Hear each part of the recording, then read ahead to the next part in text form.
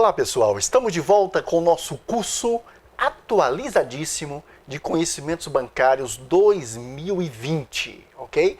E esta aula, esta e a próxima, são muito importantes. Nesta aula a gente inicia os estudos do CMN, Conselho Monetário Nacional. Faremos a parte 1 agora e a parte 2 na próxima aula. Depois pegaremos Banco Central, parte 1, Banco Central, parte 2. Então, muito importante mesmo. Vamos lá, então. Bom, Conselho Monetário Nacional, primeira parte, tá? Prestem bem atenção.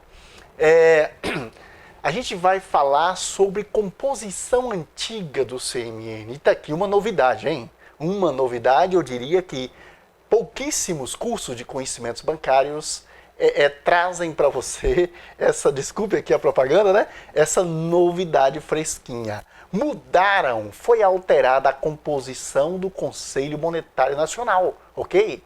E isso já desde o início do atual governo, tudo bem? Atenção, cuidado. Mas professor, se mudaram, por que o senhor traz a composição antiga do Conselho Monetário Nacional? Não seria melhor só trazer a composição atual? Eu trago as duas, sabe por quê? Muitas questões serão feitas, muitas pegadinhas de prova com as duas composições. Então você precisa ficar ligado nisso aqui. Tudo bem? Bom, o Conselho, a gente vai definir primeiro o Conselho, né? A gente define primeiro para depois falar de composição. O que é o Conselho Monetário Nacional? Gente, o Conselho Monetário Nacional, quando a gente fala assim, às vezes o aluno, em sala de aula, aula presencial, o aluno, professor, eu imagino um prédio onde está lá escrito Conselho Monetário Nacional. Não é isso, pessoal. O Conselho, como o próprio nome diz, nada mais é do que um grupo de autoridades que tomam decisões, por meio de voto, inclusive, decisões que vão, na verdade, influenciar todo o sistema financeiro nacional. E, neste caso, influenciar a economia do país. Influenciar o país por inteiro. Então, isso é muito importante. Então, o Conselho Monetário Nacional nada mais é do que um conjunto de 3 autoridades, né, que vão se reunir para poder tomar decisões sobre diversos assuntos, que são as funções do CMN. A gente vai trabalhar com cada uma delas aqui. Vamos ver 2 nesta aula e veremos as demais na próxima aula, na parte 2, tudo bem? E aí que é a parte mais interessante, onde mais cai em prova, né? Então, essas 3 autoridades se reúnem. Claro, obviamente, que essas 3 autoridades não conhecem tudo do sistema financeiro. Elas precisam de auxiliares, que são as comissões.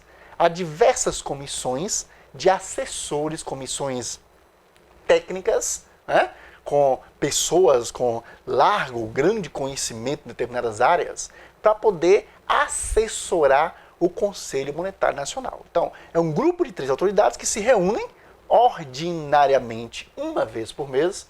Eles se reúnem para tomar decisões. Essas decisões são constadas em atas, né? Constadas em atas. E muitas vezes são feitas resoluções, vamos estudar diversas delas aqui, né? E esse Conselho Monetário Nacional pode se reunir também de forma extraordinária, né? Se houver uma grande necessidade, um problema sério na economia, algo muito sério para ser discutido dentro das funções do Conselho Monetário Nacional, né? Esse conselho se reúne. O CMN, ele foi fundado lá em 1964, né? Na verdade, junto com o Banco Central do Brasil, foi criado o CMN, Lei 4.595, de 31 de dezembro de 64, na verdade, a chamada reforma bancária, como ficou conhecida. E esse Conselho Monetário Nacional, esta composição, quando eu digo composição, o nome das autoridades, né, dos cargos, melhor dizendo, a gente não vai se preocupar com o nome, até porque muda muito, né? Mas o nome dos cargos, dos ministérios, secretarias que compõem, veio mudando ao longo do tempo. Então, se eu disser para você, por exemplo, presidente do Banco do Brasil, no passado já compôs o Conselho Monetário Nacional. Estão entendendo como vem mudando?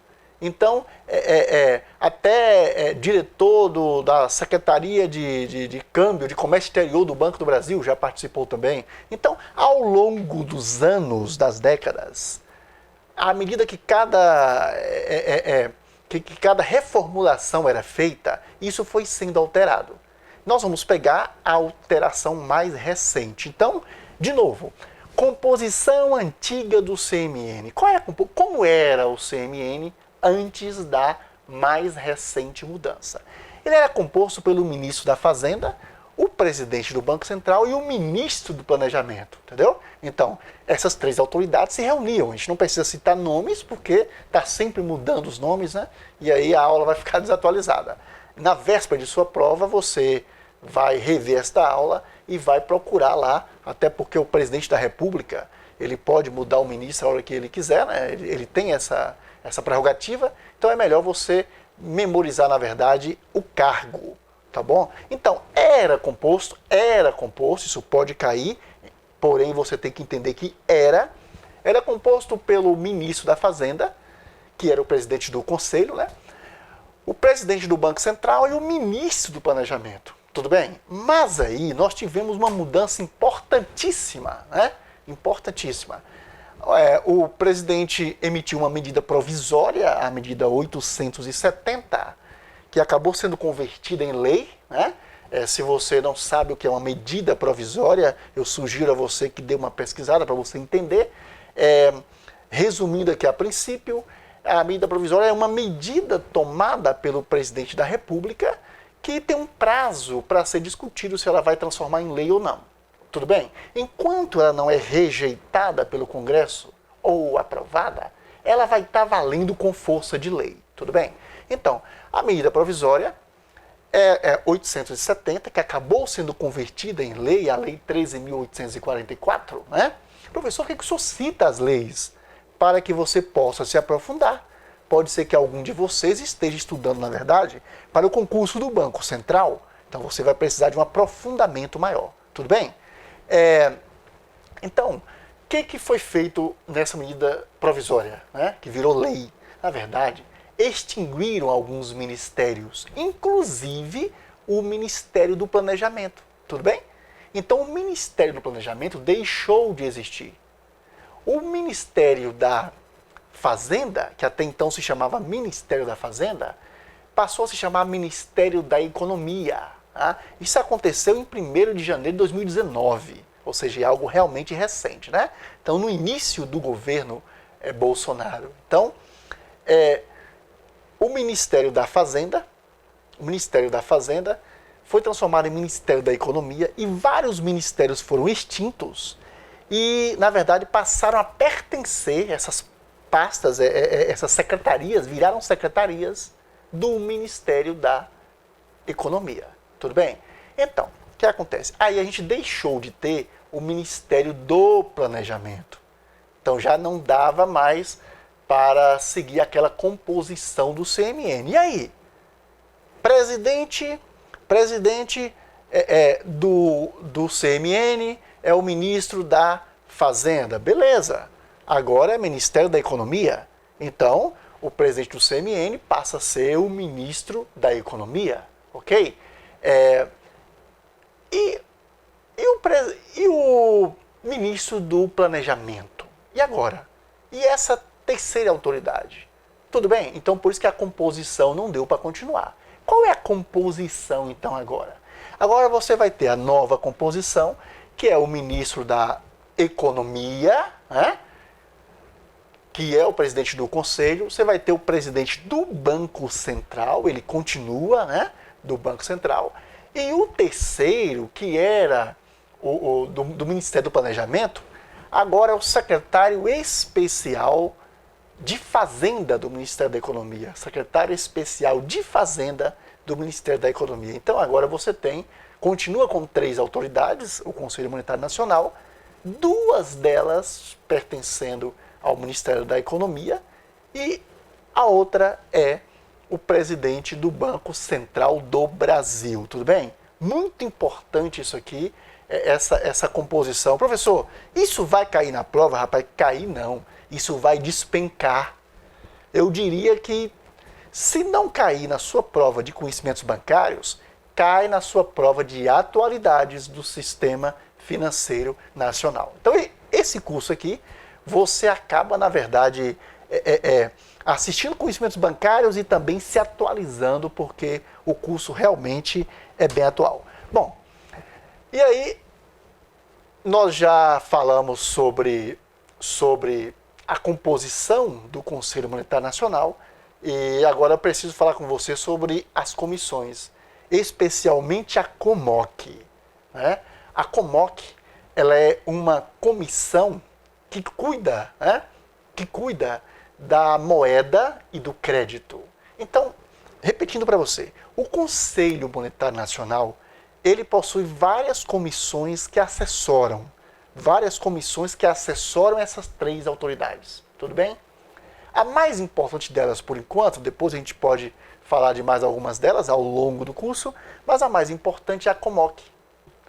Esta comissão, ela na verdade, auxilia as três autoridades, auxilia o Conselho Monetário Nacional em suas decisões em relação à moeda e em relação ao crédito. São especialistas que ali estão para assessorar essas três autoridades.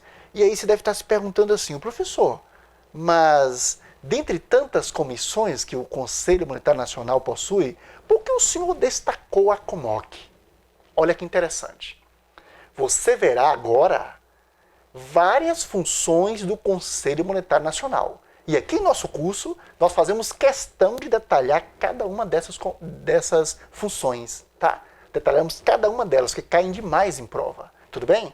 Cai em prova, cai em atualidades, cai em redação, então você não pode deixar de conhecer. E você vai perceber que uma das funções, duas das funções do CMN estão ligadas ao controle do valor da moeda, tudo bem? Tanto o valor interno da moeda, quanto o valor externo dela, tá? E lá em Banco Central do Brasil, nós vamos estudar o Banco Central do Brasil e vocês vão perceber que o Banco Central do Brasil, que é quem executa, né, essas normas, quem executa as normas do banco, as normas do CMN, desculpe, e o Banco Central do Brasil é quem, na verdade, supervisiona o mercado bancário e grande parte do mercado financeiro, tá? Então, o Banco Central do Brasil, ele auxilia na política monetária, tudo bem? Cumprindo a lei e cumprindo normas emanadas pelo Conselho Monetário Nacional. Professor, está ficando confuso. Não, quero que você entenda por enquanto o seguinte. A COMOC é importante pelo fato de assessorar o Conselho Monetário Nacional em um quesito, em dois, na verdade, moeda e crédito, em dois quesitos de extrema importância, porque estão, na verdade, em várias funções do CMN. Quero que você entenda por enquanto isso aqui. Tudo bem? Ok. A COMOC tem sua própria composição também, a gente não vai entrar nisso aí, não é necessário, a menos que você esteja estudando para o concurso do Banco Central, que aí é bem mais pesado do que concurso para Banco do Brasil, Banco do Nordeste, né, concurso de ensino médio. Se você está estudando aí para o Banco Central do Brasil, ou para a CVM, aí eu sugiro a você se aprofundar também na composição, na diretriz aí da COMOC. Tudo bem? Vamos lá então.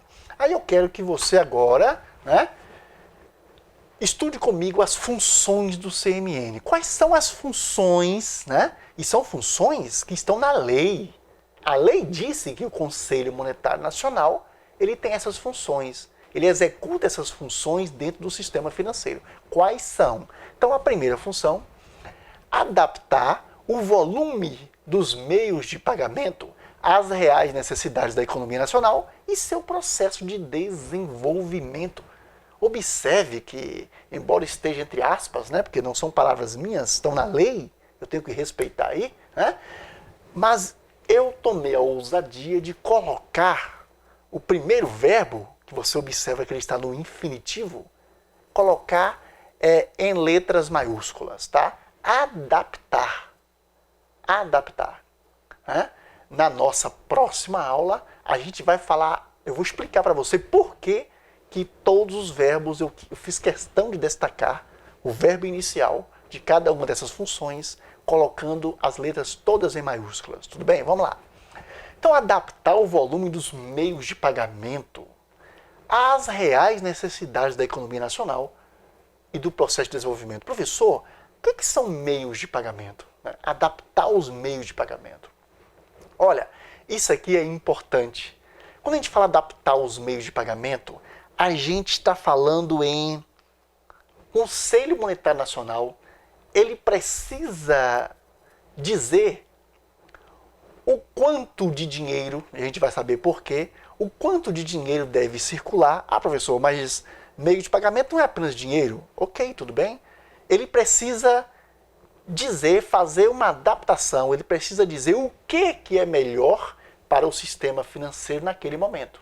Ok? E quando a gente fala em meio de pagamento, a gente fala em cartão de crédito, a gente fala em cartão de débito, a gente fala em transferências, etc. Por enquanto, em relação a essa função, eu quero dar um exemplo interessante para você, tá? Porque o que nos interessa aqui mais é a palavrinha volume que está ali. Adaptar o volume dos meios de pagamento. Então, meio de pagamento a gente vai ver um a um depois, mas agora eu quero que você entenda adaptar o volume dos meios de pagamento. Pessoal, entenda. Eu disse para você lá no início do curso, quando a gente falou do Sistema Financeiro Nacional, eu disse a você o quê? Que a quantidade de dinheiro em circulação e a velocidade com que esse dinheiro circula são muito importantes numa economia.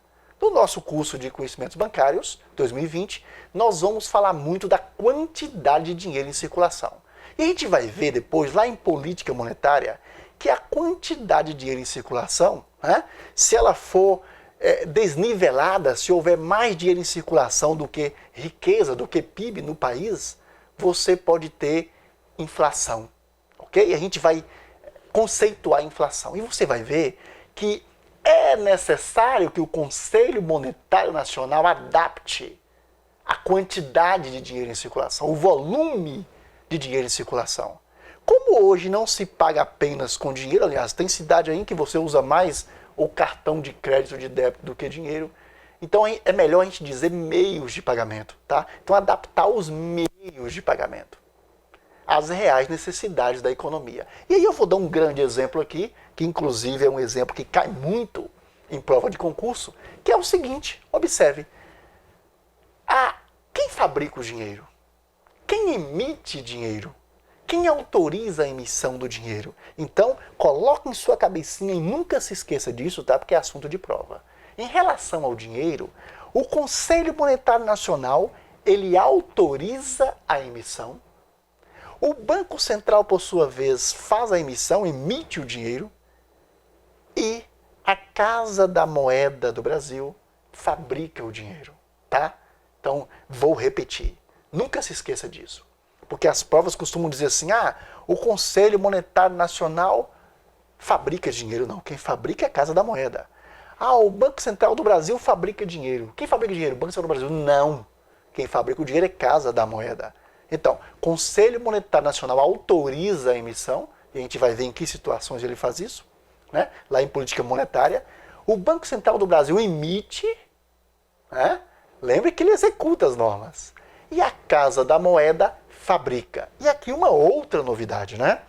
A Casa da Moeda do Brasil detinha o monopólio da fabricação do dinheiro no Brasil. Esse monopólio foi quebrado. A gente vai falar sobre isso mais tarde, né?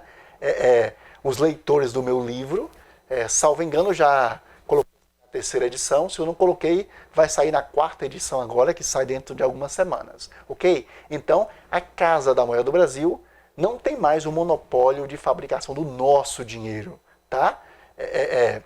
Então, é isso aí. Vamos partir para a próxima função do Conselho Monetário Nacional? Então, próxima função, regular o valor interno da moeda para tanto prevenindo ou corrigindo surtos inflacionários, eu disse para você em relação à inflação, ou deflacionários, de origem interna ou externa. as depressões econômicas e outros desequilíbrios oriundos de fenômenos conjunturais. Preciso explicar para você, professor, mas tudo isso, olha, parece difícil, mas não é. Você vai se acostumando com a coisa, né? Olha, o verbo inicial está no infinitivo, está em letras maiúsculas. Então, regular o valor interno da moeda. Eu já preveni você disso aí. Regular o valor interno da moeda. Regular é o quê? Tecer regras, fazer regras de como a coisa deve ser. Na verdade, a execução disso aí será feita pelo Banco Central do Brasil. A gente vai ver as funções do Banco Central do Brasil, você vai ver que algumas são muito parecidas com as do CMN. A diferença é que enquanto o Conselho Monetário Nacional, o CMN, fala em regular, né, em fazer regras, em normatizar, as funções do Banco Central já falam em executar. Ok, pessoal? Então, regular o valor interno da moeda para prevenir os surtos inflacionários e deflacionários, né? A gente vai ver, eu vou conceituar aqui para você, que quanto mais dinheiro em circulação, né, mantendo a produção constante, você poderá ter inflação, um surto inflacionário. Há mais dinheiro na mão das pessoas do que bens para ser comprado. Então, a tendência dos preços aumentarem, né? Claro, a gente está simplificando aqui, que a gente vai ver isso aí mais profundamente lá em política monetária. Então, pode haver inflação, a quantidade de moeda em circulação tem que ser controlada para evitar a inflação, para evitar aumento de preços, né? Então, quanto mais dinheiro em circulação, as pessoas têm uma tendência a gastar mais, né? E os ofertantes vão elevar mais os preços, a gente vai ver isso aqui. Ou pode acontecer também pouco dinheiro em circulação e você ter a deflação, que é o contrário da inflação. E a gente vai ver aqui que a deflação chega a ser até mais perigosa, né? Mais problemática do que a inflação em si. A gente vai explicar tudo isso mais para frente. Quero que você entenda por enquanto agora o seguinte: é necessário saber exatamente o quanto de dinheiro precisa estar em circulação para evitar esses dois males, né, que são nocivos à economia do país. Quais são eles? Inflação e deflação. E o Conselho Monetário Nacional, cabe a ele dizer as regras desse controle monetário. Quem controla é o Banco Central, que faz a parte de execução. Mas o Conselho Monetário Nacional, ele dita as regras. Tudo bem? Ok. Agora, professor, por que diz surtos inflacionários ou deflacionários de origem interna e externa? Porque o Conselho Monetário Nacional também precisa estar de olho no valor da moeda estrangeira, principalmente aquela com a qual a gente mais trabalha. Geralmente o dólar, né? Exportando, importando, a gente vai ver isso mais para frente, né? Para evitar as depressões econômicas, a gente vai falar disso lá em política monetária também, e outros desequilíbrios oriundos de fenômenos conjunturais. Aqui eu quero que você preste bem atenção a essa palavrinha, tá? Conjuntural. Perceba a diferença entre o que é conjuntural e o que é estrutural. Quando a gente fala em estrutura, quando a gente diz que uma mudança estrutural, ela é uma mudança profunda. Ela é uma mudança na estrutura daquilo que você está verificando, analisando.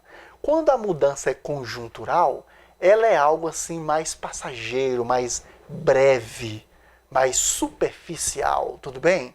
Então, fenômenos conjunturais, então, são os fenômenos ocasionais, algo que acontece sem muita previsão, e aí é preciso resolver. Tá? Quero que você preste bem atenção, que a gente vai o tempo todo estar falando em ação, em uma ação, em um fenômeno, melhor dizendo, conjuntural e um fenômeno estrutural. A gente vai sempre estar dizendo para você o que é uma mudança conjuntural e uma mudança estrutural, tá bom? Então entenda isso. Esses fenômenos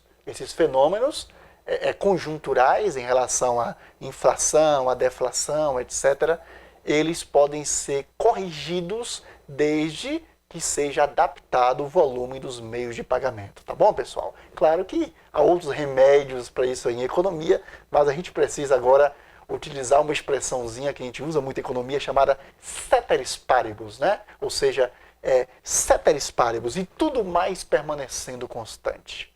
Então, você mantém tudo constante, tudo mais constante, e passa a analisar apenas determinado aspecto.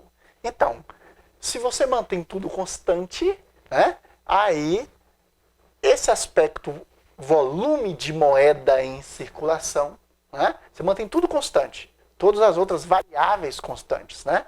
Mantém estáveis as outras variáveis. Então você pega a variável quantidade de dinheiro em circulação, e aí você vai entender que se você muda essa quantidade, se você eleva bruscamente a quantidade de dinheiro em circulação, ou você diminui bruscamente essa quantidade de dinheiro em circulação, você poderá provocar inflação ou deflação. Tudo bem? E é do CNN regular essa quantidade. Ô, professor, tá ficando difícil o curso. Não, é porque eu estou usando termos nos quais a gente vai se aprofundar mais lá na frente, tá bom? Ok.